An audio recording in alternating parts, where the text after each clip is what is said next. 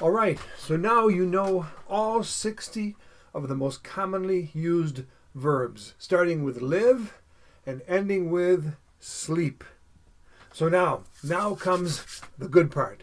Now you're going to try to use these verbs in having a conversation with a native speaker of English, someone other than me, someone that maybe you talk with on the internet, maybe someone you invite to class to talk with you, but you're going to interview that person. You're going to, I call it a conversation. It's really more of an interview. You will ask them questions in English. They will respond in English. Then you'll tell them all that you understood about them.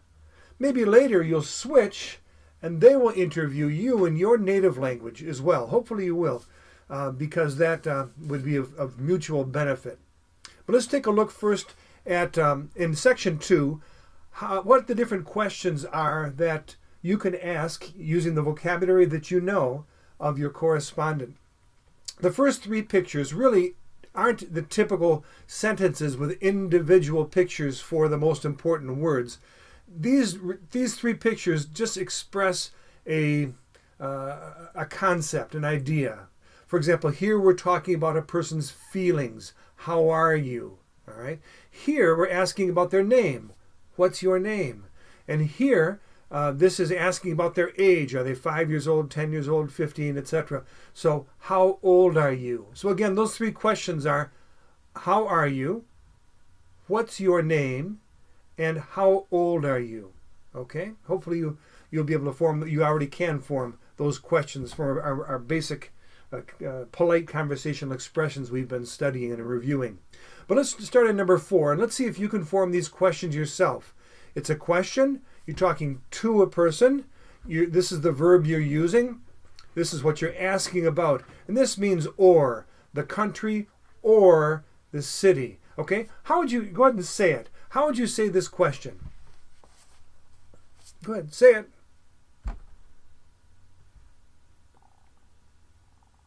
Good. This would be do, huh?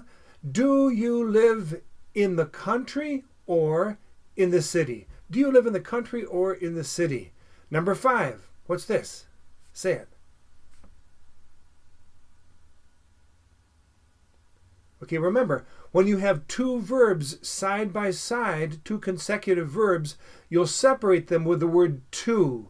The word to, the preposition to, will precede the verb live. So do you like to live in the country? Do you like to live in the country? Of course, if they said they live in the city, ask them, do you like to live in the city? But otherwise, that's how you say that question. Let's start with number 6. Tell me about number 6. This is brothers and this is sisters.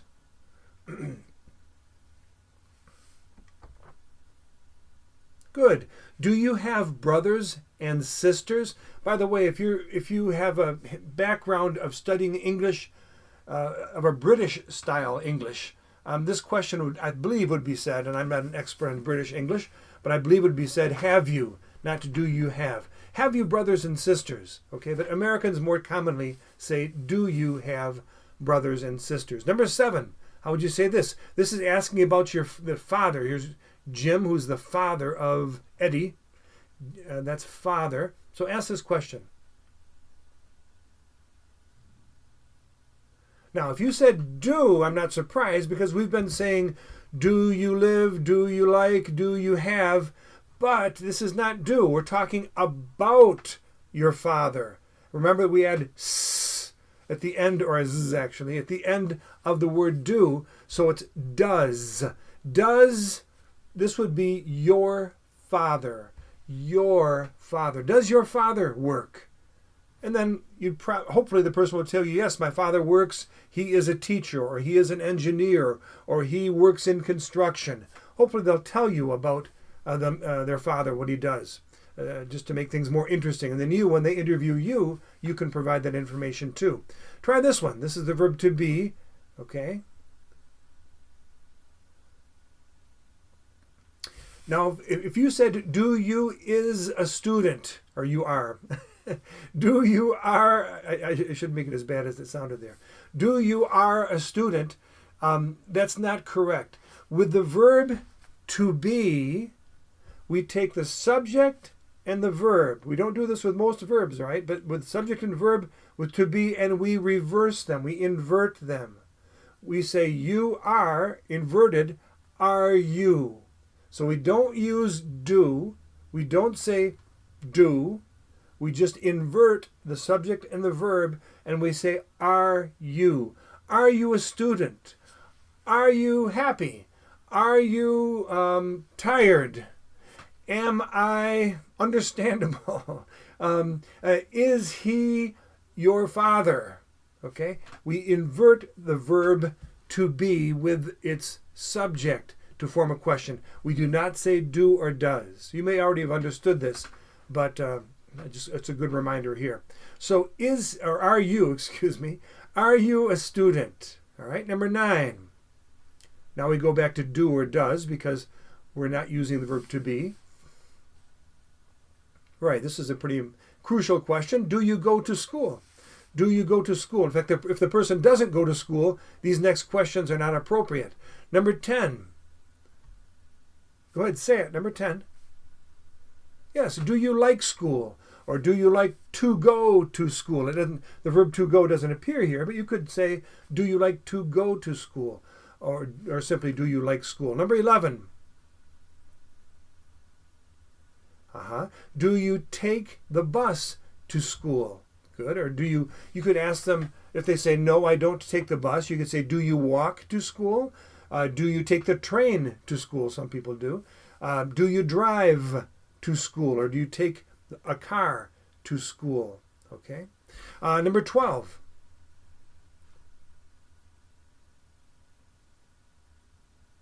All right, those are lots of topics there. Do you study math, science, history, and English? Okay. Number 13. Ask this question about math. I think you've already understood my prejudice against math, although I use it all the time. Do you like to study? Remember, with two verbs side by side, like to study math. Do you like to study math? Same question here about English. Almost the same question. Go ahead and say it. Number 14. Do you like to learn English? Number 15. This is a lot of. Do you have a lot of homework? Good. Number 16, about sports. Good. It should start to move pretty smoothly now. We're saying do you, etc. So do you play sports? This is specifically the sport of baseball. It depends on what part of the world that they live in. If they live in Central and South America, or at least northern part of South America, the answer might well be yes. Do you like baseball? Do you like baseball? Number 18. Do you like to listen to music? I'm going faster now because the patterns for forming the questions should become pretty evident at this point. Okay, so you should be able to form these questions quickly. Do you like? Do you take? Do you go? Etc. All right, what's this about classical music? Say it. Do you like to listen to classical music? We say to listen to. I listen to music. I listen to the radio. All right. Number 20, about instruments. Do you play?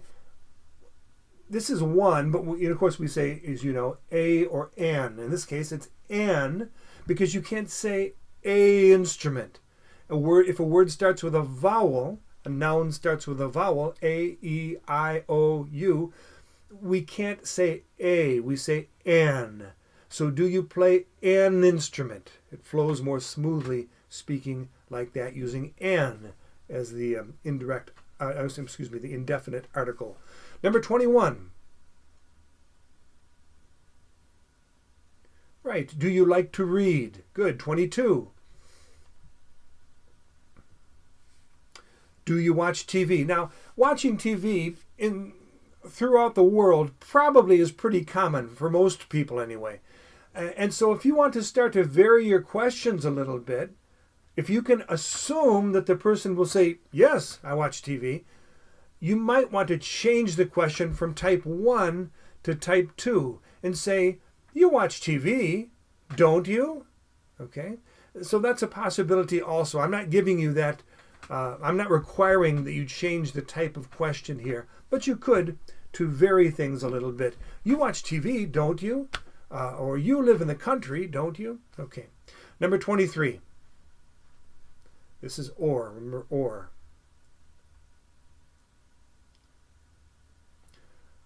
Do you watch a lot or a little television or TV? You could say, do you watch TV a lot or a little, or do you watch a lot or a little TV? Either ways can be said. Number 24. Yeah, do you help? Literally, you would probably think of saying, first of all, because this picture means house typically, you would think of saying, do you work or do you help in the house? But a more common expression for this idea is at home. Do you work or do you help at home? That means in your house. Do you help at home? Okay. 25, this is dinner. Quick, make it quick. Yeah. Do you prepare dinner? Good. Next, vegetables. Do you like vegetables? Good. Ice cream. And I would say here, you like ice cream, don't you? Because it's almost certain the person will say yes. Very few people dislike ice cream. Number 28, dishes. Yeah, do you wash the dishes? We would typically say not just dishes, but the dishes, which means the ones in your sink, in your house, that you have after your meals. So do you wash the dishes? Number 29, same thing here. Right, do you wash the laundry? If you say, do you wash laundry, that means maybe you washed other people's laundry from other homes, other houses, to earn money, to earn money, to gain money. But it's more commonly that it's more common that we would be talking about our own laundry. So do you wash the laundry? That means in your house. Number 30. Do you like animals? 31. Do you have animals? Now, animals like a dog or a cat that you have in the house are also called pets. So you could say, instead of animals, pets. If you say animals, that allows the person to talk about farm animals, like cows or horses. But if you say, do you have pets? That means in your house, more likely dogs or cats. Number 32. Do you go to church? And last of all, do you like to go to church? Now, of course, if the person said, no, I don't go to church, don't ask them, do you like to go to church? Because apparently they don't. Okay, well, those are all the questions that you'll need. Now it's up to you to actually communicate with the person online, most likely, I assume, or in your classroom, and you're going to have a conversation with them, asking them questions, these same questions, again, in English, about themselves. When you come to the end, and I think this is a test here.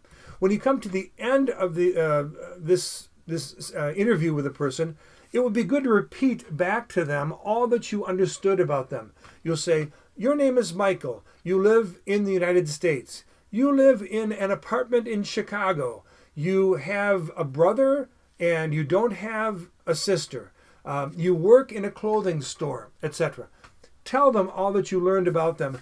And then if they want to practice your language, you would turn the conversation around and let them interview you. As you see at the end of this lesson, section 5 here, there is a test over the most commonly used verbs that you have mastered already, right?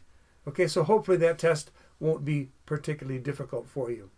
But you need to know those 60 verbs like that automatically, because knowing them will greatly speed up your ability to to communicate with people, increase your fluency. Okay, that's it. Now, go communicate with, not by telephone probably, over the internet. Communicate, where's my headset? Here we go. Communicate with someone in another country, your correspondent, or someone in your class with whom you can speak in English and interview them. And I'll see you at the beginning of lesson 1.40. Bye-bye.